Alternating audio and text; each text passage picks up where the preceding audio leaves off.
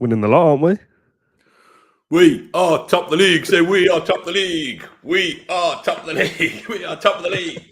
We are top of the league. I'm gonna let's not get ahead of ourselves. I'm gonna wake the neighbours up, so I better be careful. It's easy, isn't it? This Champions League malarkey. I thought the Champions League was supposed to be harder than the Conference League, which is pretty good on it so far. Yeah, honestly, how good are we? And we'll keep having this conversation. How good are we? Yeah, I mean, this will probably be a little bit of an extension of the episode that we did yesterday, the Q&A. That was a bit like coming to terms with how good we are. There's just like another little notch now of like, we're the best team in the Champions League at the moment, which is like, what the hell? I won't do a proper intro, but I do need to say this podcast is sponsored by NordVPN, and there's a delectable discount code in the link down below where you can get the best offer on your 2-year plan. I'm Dan Rolinson, joined by Mat Kendrick. This is our instant reaction after Aston Villa notched up their 3rd win out of 3 in the Champions League, their 3rd consecutive clean sheet in the Champions League, their 3rd consecutive clean sheet at home, I think, as well, in all competitions. And just ticking along really, really nicely. We've still only lost that one game against Arsenal. We are at this stage now where we just keep winning games. And as we approach the 2-year anniversary of Unai Emery joining the club on Thursday, what a remarkable journey it's been. 6-0, an aggregate now in the Champions League. I think those clean sheets can't be underestimated. I know we're going to have our man of the match. You can choose to, sponsored by NordVPN eventually, or soon enough. But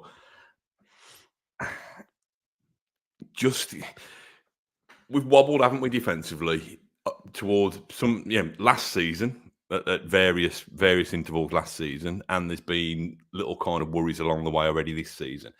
Don't underestimate those clean sheets, to be honest. And I know we were all about the swashbuckling Aston Villa at the other end of the field, but I think we're pretty swashbuckling at the back as well at times. And Bologna, it's not quite sure that my 70-odd quid was as well spent tonight as it was against Bayern Munich, but let's leave that to one side for a minute. They still look like they could be a threat. They still look like they could be dangerous. So for us to box that off, keep that clean sheet, give ourselves that platform, we'll score goals at the other end. We know we will. So I just thought it was another very measured, very professional, very Unai Emery stamp of quality performance again today. Loved it. Yeah, I don't know loads about Bologna at all. They had a good season last year. Not so good start this year. I think they said they've drawn 7 out of 10 games. Like they're hard to beat, but they don't really do much going forward either. They're not really kind of work themselves out a little bit, I think is the general consensus. I was trying to compare it to a Premier League game, which doesn't really work at all, but I still felt, as much as this is like the Champions League and it's supposed to be really difficult, and we're kind of tongue in cheek here. It is going to be difficult. I'm not suggesting we're going to go and win the thing, although maybe. But I was trying to think we're still the favourites here. We're at home. This is like us playing a Brighton, a Fulham, even like a team that is around mid-table-ish but could punch upwards. I would expect Villa to beat those sides now. So I went into this thinking, well, yes, it's the Champions League, but I still back Villa because Ali McCoy said in commentary, I assess Villa. They could beat anyone on their day. And that is how I feel about it. It doesn't really matter who we come up against. I just back us now. And that's such a lovely feeling to have as a supporter and a podcaster where we get to talk about nice things. Yeah, and I agree completely that we can beat everyone on a day, but it's not a kind of Aston Villa rising to the occasion cup final day. We have our day more often than we don't have our day at the moment. And I think we've got probably spoke about this in the Q&A, but we've got such a lovely level of consistency now that even the setbacks that we have, I don't think we play poorly. If you talk about the setbacks that we've had this season, you're talking about losing to Arsenal and you're talking about Ipswich and Man United where we've dropped points. I still think we played very well in period of those games. So it's not as if we stink the place out anymore. And I think if you maintain that level, I don't know. I think Villa are just conditioned to tick over and find ways to win football matches now. And I agree with you that you probably are expected to beat Bologna at home. but there's one thing being expected to do it. It's another thing actually going and delivering it. Yeah, we were expected to win a lot of games in the Conference League last year, and we slipped up on a couple of occasions. Obviously, we got all the way to the semis, but it was difficult for us, and as we said, more difficult than the Champions League has been so far.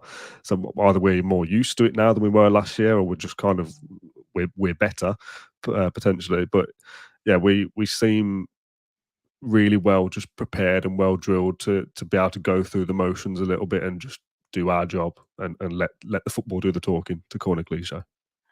Yeah, I thought we had to be patient because it took a while for the goal to arrive. But I thought we actually played some really good stuff. Some of the build-up play was brilliant. Probably a bit too intricate at times, if that is a bit of criticism. But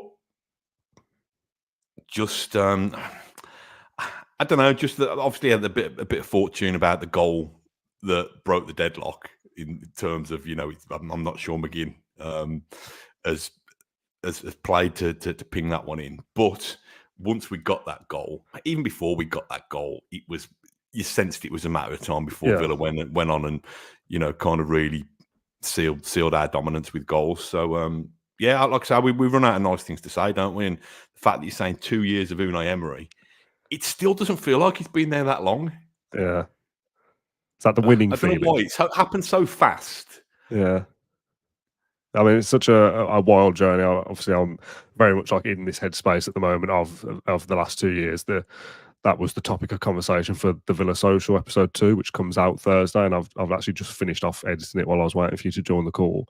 So I'm like in the headspace of the journey that we've had. And when he came in, I don't want to kind of repeat myself for the episode that is to come, but when he comes in and Villa are in a relegation battle, we were kind of thinking, well, if we can get into the top half, that'd be like a really, that'd be a success. It would have turned around the fortunes. To get into Europe is probably a stretch too far.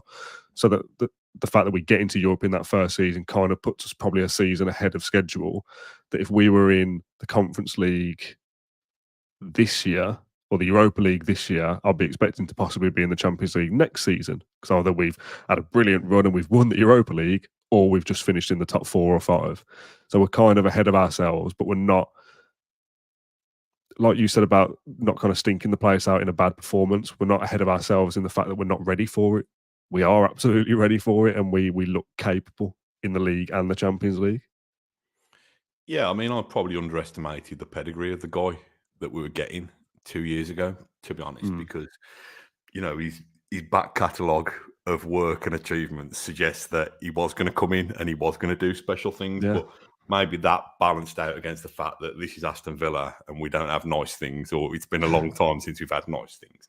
That made me think, well, anybody but Gerrard, to be honest, when we got to that stage. But the fact that he and I was chatting to my son in the car on the way back, and we're talking of Emery versus Arteta and the various kind of qualities and stuff. We've said this before, Dan, but the fact that he's got this winning mentality, and it kind of burns inside him. He's got this energy, but publicly he can still, we've said it so many times, there's no excuses. Every time Villa have an off day or whatever, he owns it, his players own it.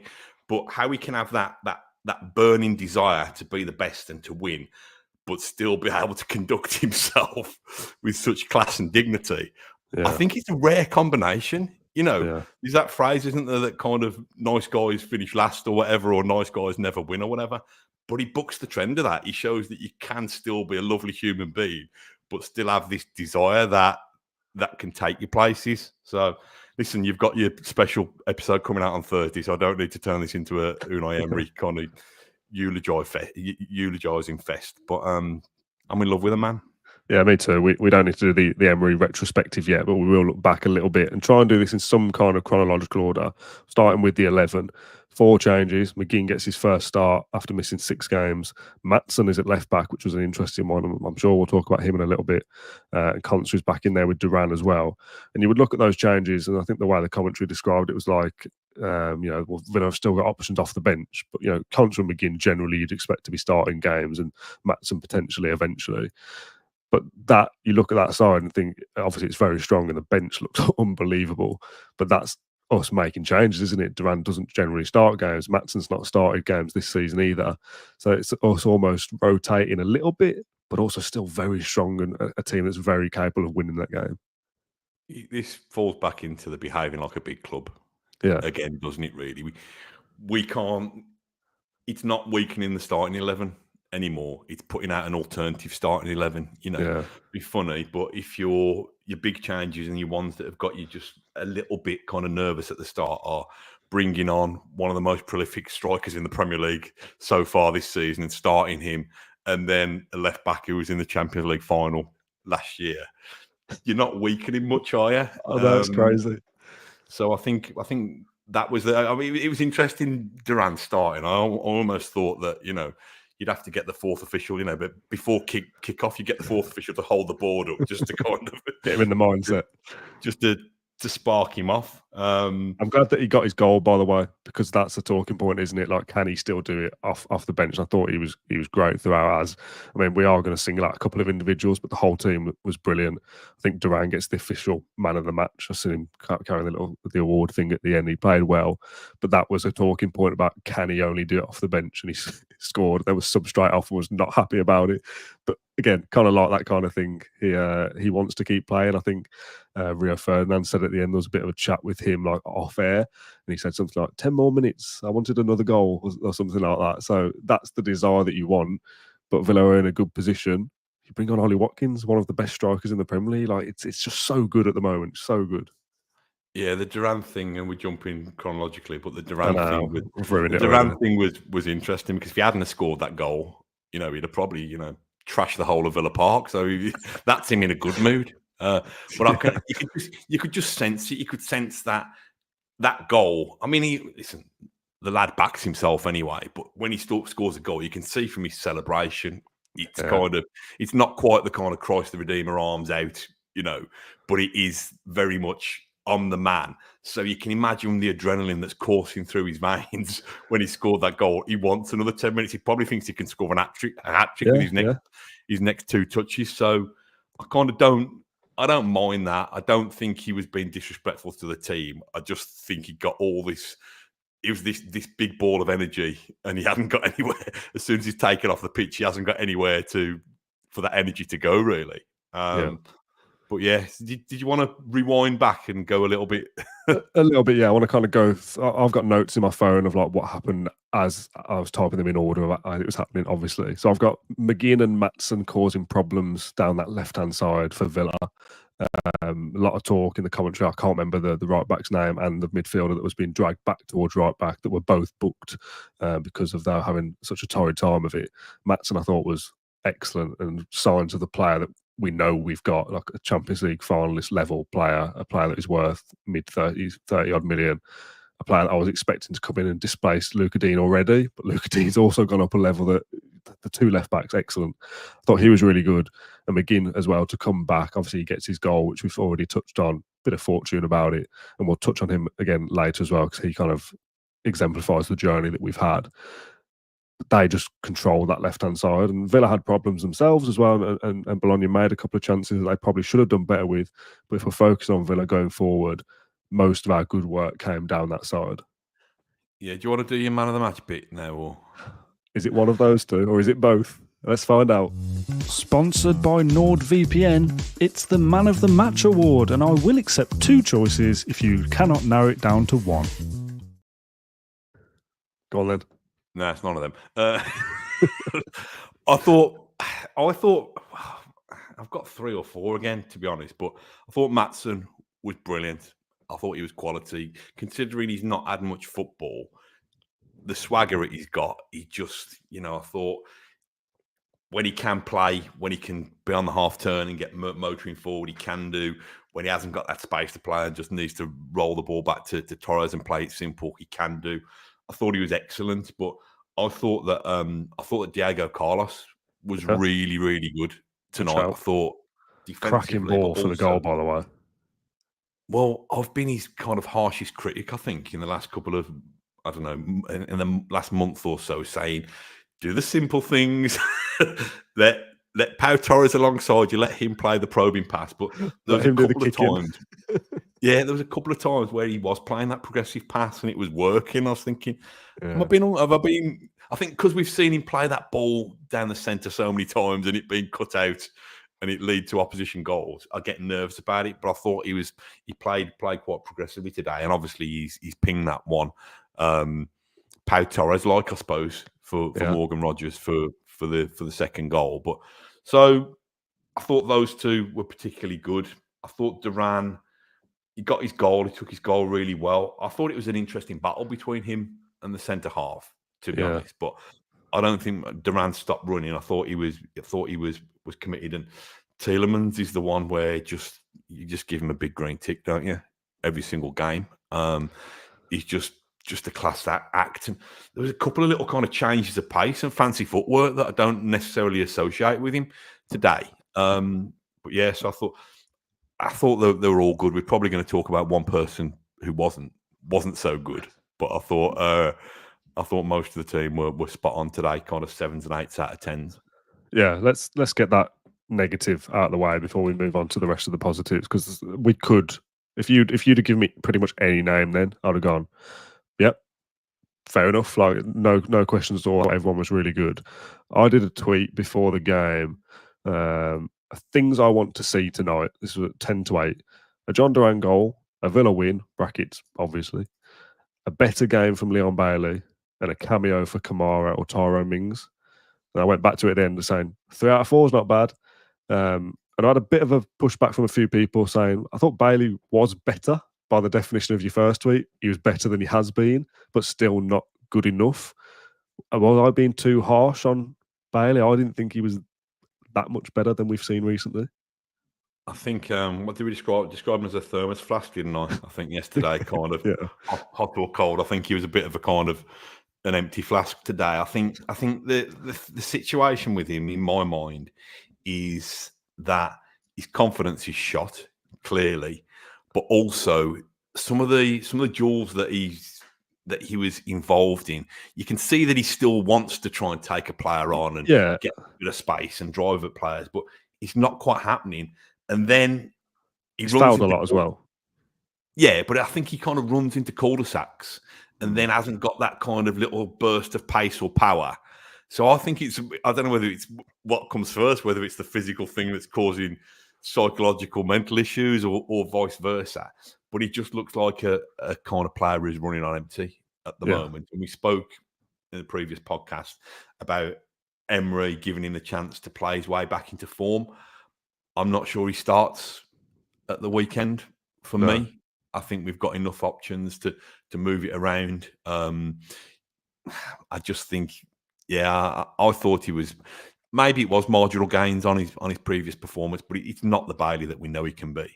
Yeah, and that's the kind of level of criticism that I would like to think, or hope to think we come across on the podcast as, that we're not having a go at Leon Bailey or suggesting that he's rubbish, because that's not the case. But we've got such high standards now as a football club that he's not reaching them, and we know he can do it. We know what we saw last season, and we need, well, I said this to John or you recently, like, we need him to be that. At the moment, we kind of don't, because we're still winning games and able to kind of carry him through it. But it will come a time when somebody else isn't scoring, where we think we really need that 10, 15 goal Leon Bailey back, and we haven't got it. Whether he can play himself into form or not, I don't know. Maybe coming out of the side against Bournemouth, but then playing against Palace in the Cup and scoring a goal, that'll work. I don't know. I do think something as simple as scoring would help. I think commentary said something like he was without a goal in 14 games or something like that, which is quite a drought, given that a couple of chances as well, weren't there? There was one where that he's got onto that little nod on by Duran and just hasn't been able to get a connection in the first half. Then at start of the second half, I think it was a free kick and was it a concert nod down or something, and he's just slashed at it and it's gone wide. So I think you're right. I think that the fact that we were so good down the left meant that we could get away with not being that bright down the right. You've got Concert at right back, so he's not going to have the same kind of attacking endeavour as if you've got a Matty Cash down there. You've got Bailey, who's off the ball at the moment. It didn't matter because we got other ways to cause havoc and cause problems. But yeah, I'm not writing off Leon Bailey. I think he'll come back and he'll be brilliant again. I just think sometimes you probably need, I think Emery's tried to give him that trust and that faith But if it was me, I'd shuffle the pack a little bit for Saturday. Yeah, Jadon Philogene came off the bench and played well. So by definition of like rewarding players, he deserves to have a go now, I suppose. Although he did have a shot that went out for a throw-in. Yes, well, yeah, I know. Did you see Tielemans and who was it? Duran giving him jip at the end of the game for that, like getting in his ear and kind of winding him up. Yeah, that's quite funny. I really enjoyed the first half, and I can extend that to the whole game now that I'm not writing that at halftime. I'm just really enjoying the occasion of the Champions League. Like, obviously, we're winning games, so that's fun. Philogene suspended for the weekend. Of course, he is. Damn it! Yeah, that's a spanner in the works for the last couple of minutes of conversation. Give Leon another go. He's fine. Anyway, but just really, really enjoying watching the team play, and it's such a lovely feeling. And I don't know how many ways I can say that, because this is a consistent theme for pretty much 2 years. Really, there hasn't been many kind of down moments, and we've done the podcast for 5 years. Next month, we started in the promotion season when we'd just been promoted under Dean Smith, so we weren't here for the championship days, but there were some bad spells in that first year. We were almost relegated. There was lockdown. The Gerrard spell was obviously a disaster. But bar the odd result here and there, that's like, oh, that was bad, wasn't it? But anyway, we'll go and win the next 3. There hasn't been a bad part of the Emery era so far, apart from like going out the cups early or whatever. But generally, it's been so good for 2 years. I don't know how many times I can say it differently. But we just play such good football, and we're such a good side now that it comes back to that thing we said at the start. And we said on Monday, this is just what we are now. This is just who Aston Villa is, and it's getting used to that fact. Yeah, and I think we're allowed to still be awestruck by our second home game in the Champions League as well. We're allowed to still enjoy the anthem and the tifo and all the spectacular fireworks and all that. So long may it continue. Long may we be feeling this buzz of excitement. I don't want us to become numb to it. I don't want it to become that expected that we don't still get a buzz from it. So it's an exciting journey, Dan, and I feared that Villa Park might be a little bit flat tonight with the pricing, and I don't know.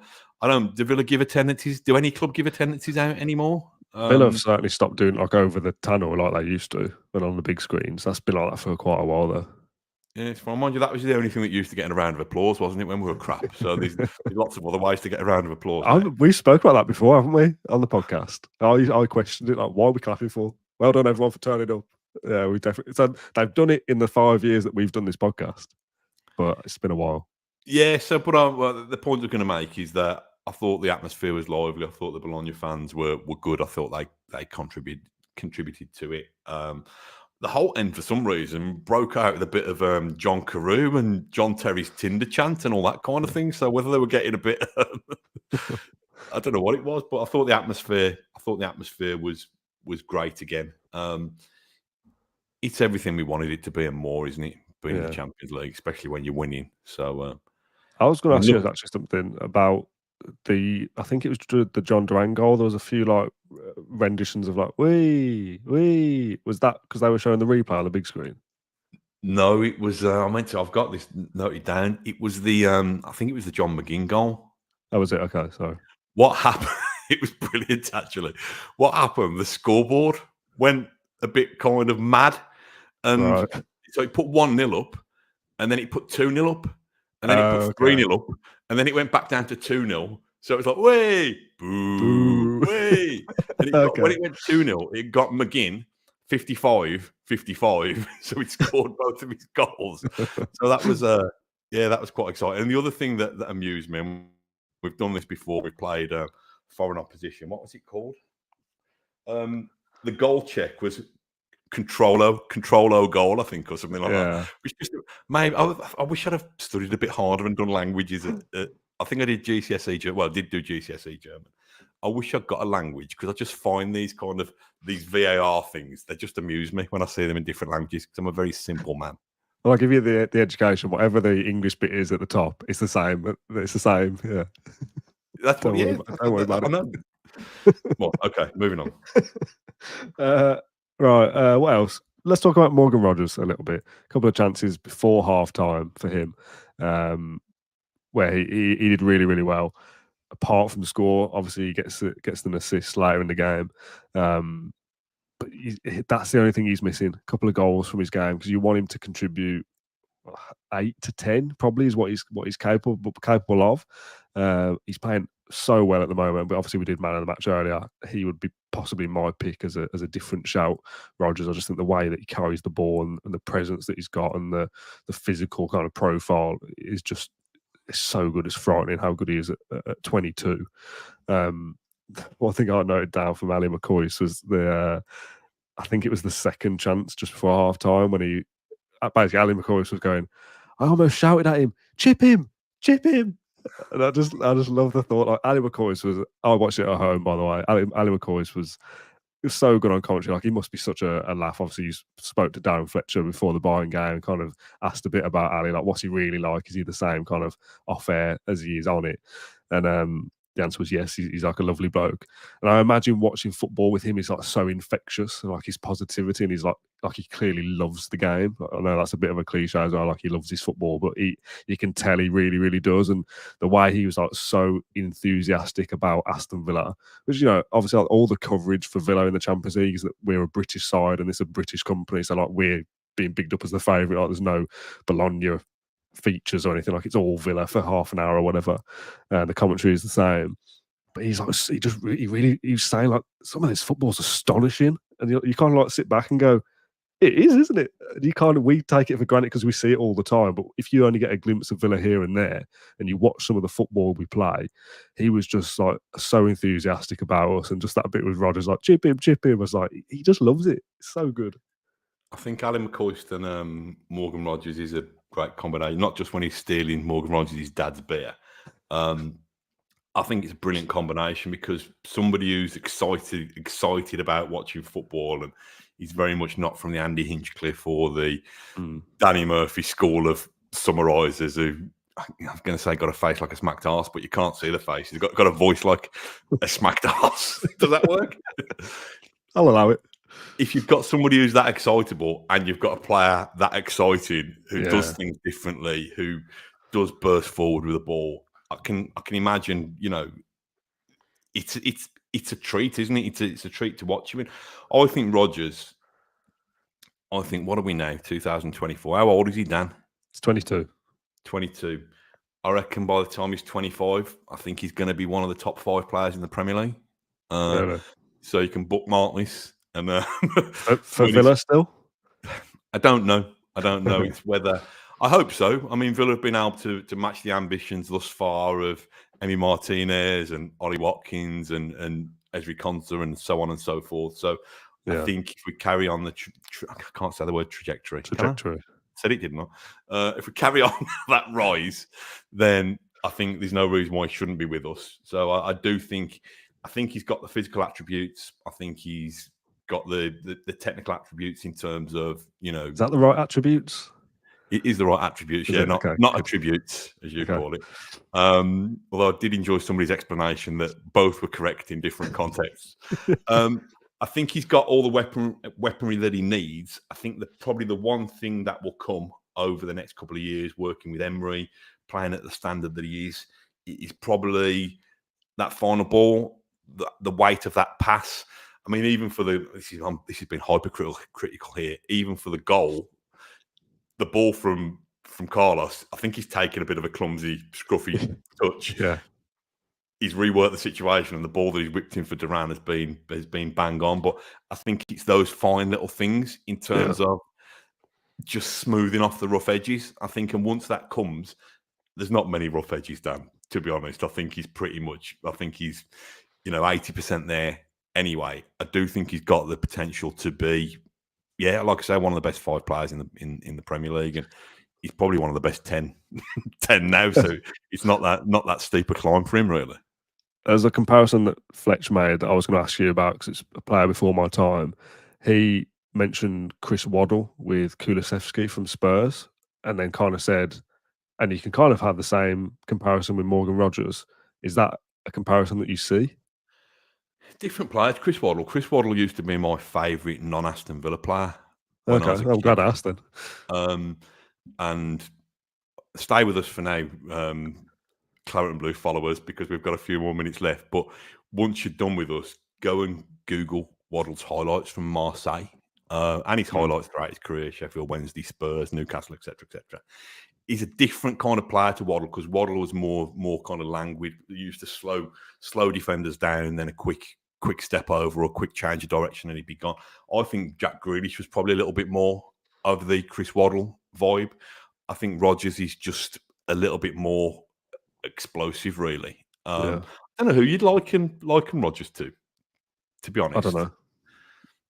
I'm not Difficult to say. sure. I quite like how I mean, somebody's just said Zidane in the YouTube comments, which is some comparison. But I also like the autocorrect that is possibly becomes that it's now midnight. Waffle could pass like nobody else, says PJ. Fair play to Waffle, good lad. Don't worry, this waffle will pass soon. Don't worry, we'll be done soon. Also, whilst we're in the comments very quickly, there's so many coming through. There's 800 people watching at midnight, which is excellent. Thank you for joining us. From Biza Gutler, who said, regarding Matt's language comment, I'm lucky enough to be able to speak Italian, so I love chatting to the away fans, and I can't wait to crack it out against Juventus, which I hope is not a euphemism because it sounds like one. But that's the nice kind of a side point of the Champions League, isn't it? Getting to mix with different cultures and whatnot. Yeah, it's. I'm still trying to. I've mentioned to my wife about the possibility of trying to go across to Monaco. So I'm still trying to. I'm trying to get that one over the line. So I'll. Can I come? I'll keep you posted. Yeah, I mean, whether we'll get tickets, I don't know, but that's a battle for another day. I meant to mention Ealing Jr. Yes. I had real fears. I thought he was going to start, and I had real fears. Do you remember the famous Evo Stas? Yeah. Which player has scored a goal for Aston Villa despite never having played? I thought he was going to score a goal against Aston Villa despite never having played for him. I've not seen much of him previously. Yeah. But he had a decent effort, didn't he? He brought the ball down and got a shot off. I think that you kind of thought, yeah, decent. He got a nice reception as well, which is nice. A weird situation though, isn't it? Because you're so used to a lone player not being able to play against you, but in Europe it's different for whatever reason, which it is strange. The famous one is Coutinho, wasn't it? Playing for Bayern and scoring against Barcelona, and they went out. So yeah, strange. Yeah, but like I said, I thought there was enough signs to suggest that maybe sometime in the future. I mean, it's going to have difficult to getting into a team that includes one of the best 5 players in the Premier League in Morgan Rodgers. But yeah, I thought they were okay. Bologna. I thought they looked quite tidy. I thought they looked like a threat on the break. We still had Martinez. I think he did that. He was the master of that during the Conference League, wasn't he? Making an early save, almost to wake us all up and get us going again. So that guy really, even when we dominate games, his concentration levels are just spot on, aren't they? That's why he's the best in the world. Simple as that, really. The final couple of things I want to touch on, because I'm aware it's getting late now, but thanks for people for sticking with us. Kamara coming back. Obviously, a lovely thing to see. He's played, 45 minutes for the under-21s. He's been on the bench a couple of times. For him to get, I think it was about 20 minutes-ish, 25 possibly with the added time. Again, not massive amounts to say about how good he was or how bad he was or anything, but just good to see him back is the takeaway there. And it just adds to that sense that this squad is getting stronger. Yeah, and it allowed me and my son to, we haven't done any boob jokes for ages, so it was nice to him just pointing, saying, Dad, boobs over there. I was like, yeah, that's my boy. But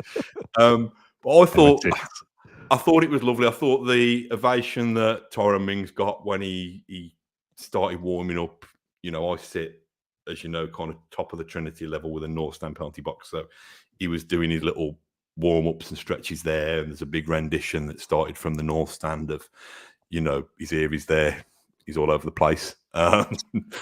Just paraphrasing slightly there. So that doesn't rhyme. So we don't get kicked off YouTube. Boobs, fine. F word. No. So I thought that was really nice. And Kamara, I think he got a standing ovation when he came on.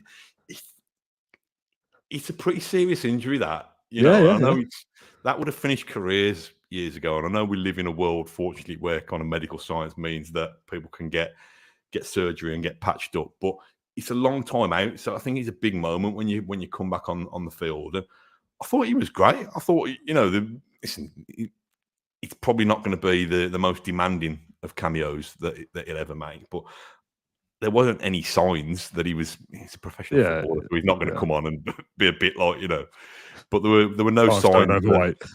There were exactly. Yeah, there were no signs that he was, nervous or apprehensive about it. He just bedded straight back in again with a funky new haircut. So it was brilliant to see him, and we're just so blessed with options at the moment. It's good, isn't it? It's so good. Where's this adventure going to take us, Dan? I know. Well, that's the thing. That brings me nicely actually onto the final point. I simply wrote, 6 words or 5 words and a number. Is it 5? Yes. Can we actually finish in the top 8 of this little Champions League phase? We kind of joked about it maybe a little bit and kind of said, it's probably beyond our reach. Like there's 8 or 9 teams in pot 1 that are the big boys. You'd say, your Man City, Bayern, etc., Real Madrid. And to just get into that playoff thing would be, that's a reasonable expectation. To finish between 9th and 24th is absolutely doable. And you'd like to think, and I'd like to think that we're all pretty much on the same page, that if we were expecting to be between 9th and 24th, I think most would have put us towards the higher end of that. I don't think people were expecting us to scrape through in 24th, 23rd. I was thinking around like the middle, 15, 16, something like that. However, to be the only team as of now, obviously some teams haven't played 3 games. We're the only team that has played 3 games to be on 9 points. The other teams that are below us have 7 or less. And that doesn't mean anything at the moment. We've spoken about it before, that the kind of, what's the word, like the simulations put 9 to 10 points to be enough to finish 24th or higher. So we're already pretty much guaranteed that playoff spot if we lost every game, which obviously is not going to happen. And I think it was 15 to 16 was needed to finish 8th or better. We're not a million miles away from that now. We need another 6 or 7 points from another 5 games, which is, Villa over the course of Emery's tenure averaged 2 points per game. That would average us as less than half a point a game, I think, off the top of my head, which would be a massive drop off to what our usual standards are. So I'm not saying from the remaining 5 games we're going to get another 10 points and have 19, 20 points out of 24 available. But I think we can genuinely get 16 or 17 if we notch up another couple of wins. We're almost there. So I don't think finishing in the top 8 now is beyond the realms of possibility. Listen, this is a new experimental format this year. So why not just end the thing now? Just give us the trophy. We'll all save a few quid. We can parade it around the ball ring and we'll all go on the lash. So if you're listening, UEFA, get it done. Dan, that's a very, very kind of pessimistic Villa Brummy fan thing to say. What? No, to say, to even doubt that we can finish in the top 8. Oh, right. Yeah. We definitely can now, and we definitely should. We've put down a marker now, and so I'm not saying we're going to go and win our other 5 games, but you'd back us to get 2 wins out of those. Yeah. Will that be enough? I don't know what the kind of mathematical permutations are, but I'd definitely back us. I'd back us to win 3 of those 5 games, to be honest. And I think that probably would see you set in there if you've won. What would that be? 5 of the 8. So I think we absolutely should do. Like I said at the very start, on our day we can beat everybody. So this isn't me being negative in the sense that we're not going to do it. I think at the start of the season, I don't think anyone realistically thought that top 8 was doable because there's 8 or more classic big teams, Real Madrid, Barcelona, Bayern Munich, that you just think, well, they'll be in it by default. But 3 games in, some of those sides aren't performing in the way you'd expect them to. And Real Madrid could win 5 of the last 5 and just blitz it, and that's fine. But Villa might just do enough to get into 8th position. That's definitely doable. Yeah, I don't think you've been negative. It's a bit of role reversal because I'm normally the massive anchor, shall I say, who kind of bases us in reality. So I think we absolutely should do. I've been so excited and seduced by what Emery's done to our football club in the last 2 years that even me, I'm leaving some of my negativity and some of my skepticism at the door because I think, well, why can't I give him that trust? Why can't I? Why can't I dare to dream? So I think we absolutely can finish in the top 8, and I think we will do, to be honest. So mark that one along. Morgan Rogers being the best player in the universe within the next 20 minutes or whatever I promised earlier. Oh, excellent. Okay, well, that's the end of my notes. Did you have anything else you wanted to discuss before we all go off to bed? Can I say something that I don't know how this will go down with our listeners and viewers, because some of them may have been responsible for this. Okay. I hate it. We're keeping the ball for the last couple of minutes. There was Ole football and everybody shouting Ole. I hate it. Why? Here he is, he's Because back. He's had 5 minutes of being positive and now he's back. because I think, oh no, we're going to kick the ball in our own net and we're going to end up looking stupid. Has that ever happened in the history of football ever? No, but the more that you give it the big Ole, you're going to give the ball away, aren't you? So I don't like it. I think it jinxes it and tempts fate. It didn't tonight. And the other thing, I think is it a little bit tin pot? Oh, I don't know. I don't think so. I think, when did this happen? He's had 20 minutes to go. No, this was in the last kind of 4 or 5. Might have been even in injury time. It was in the last 4 or 5 minutes. That's all right. Is it who started it? Is it the? I mean, listen, I don't want to start fan wars here, but is it the regulars or is it the newbies who are doing this? Who are doing this Ole stuff? There's a bloke behind me. I mean, got me going now, and I'll shut up in a minute. It's a bloke behind me who I'd never heard of or seen before, and he was clearly not a Villa Park regular. And what did he say? My son said it on the way back. I think he said something like, does Buendia still play for us? Oh God.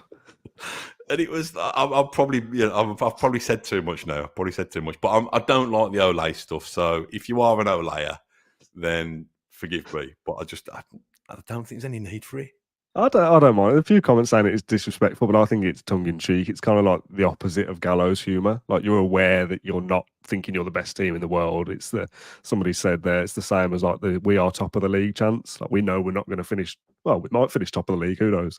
But it's that kind of like, we're basking in this little moment, and it might only last for a couple of minutes. And I actually quite like, if you do give the ball away, you get to do like a big boo, and then it all can kind of start again. So I don't mind it. I think there's much more tin pot or cringier things in football than an Ole. Yeah, listen, I'm just being. I thought I was being a bit too nice and positive. I just thought I needed to revert to type, really. Can I give a couple of shout outs now before we go? Yeah, fire away. There's a fella who accosted me just as I was going in at the top of the Trinity, a bloke called Joe. So, Joe, I didn't get a chance to chat to you yet, but up the Villa. Ole! Carry on. Then there was my usual neighbour, Ben. I remembered his name. Oh. You're such an arse. I'm trying to do some serious shout-outs. Yeah. Boo!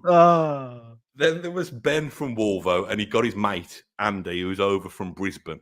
So Andy doesn't get to the Villa very often, but he's combined Bologna and Bournemouth with his old dear's 80th birthday. So celebrations all round. Ole! And the only other two I want to shout out was Lee Jays and his son, Tom Jays, who are related to, I think she's probably still strictly my boss, or she used to be my boss, Anna Jays. So they're big fans. So massive Ole to them. You know, you've got to keep the boss's relatives sweet. So yeah, I think that's me done, mate. Excellent. Me too. Thank you for joining me, Matthew Kendrick, as always. I've got to keep you sweet, I suppose. So apologies for the Mickey taking. Although the comments are now full of Ole, which I love. Let's keep that going for the outro. 45 minutes done on Tuesday evening into Wednesday morning, technically. 800 people still watching. So thank you for sticking with us when there's plenty of other Villa podcasts out there. If you're watching this or listening to it on Wednesday, like a normal person who didn't stay up late, thank you for picking our podcast as well, because there is lots of them out there. We won't upload anything fresh on Wednesday. So if you haven't caught our Q&A yet, that was also me and Matt. That'll all still be relevant if you want to go and catch up. That's still there. And Thursday is the next episode of the Villa Social. Friday will be a preview for Bournemouth, and then Saturday will be a post-match for Bournemouth as well. So it's a busy time, lots going on, but we appreciate all your support as always. Matthew, thank you for joining me. thanks everyone for watching or listening. If you can subscribe to the channel and leave likes and comments and that kind of stuff, that really does help. And also iTunes reviews, or Apple Podcasts is now. Reviews on there is also really helpful. Thank you for watching. Thank you for listening. And we'll see you Thursday. Olay. Oh, he's done it.